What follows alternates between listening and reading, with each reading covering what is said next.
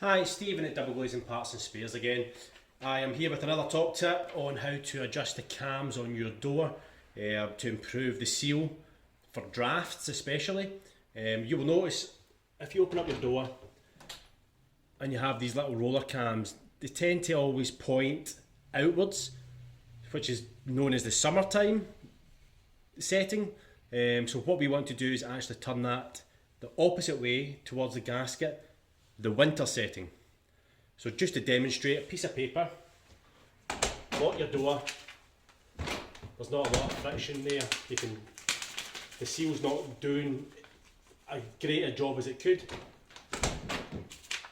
So by simply just 4mm or a 5mm Allen key in the cams,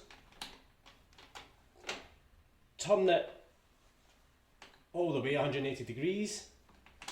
You may need to push that back a bit if it's too tight against the door, but this will just show you the difference it makes. That's sitting there, it's taking quite a tug to pull it out. I can't pull it out, but that seal is probably 80% better than it was before, and that will stop a draft. Thanks very much.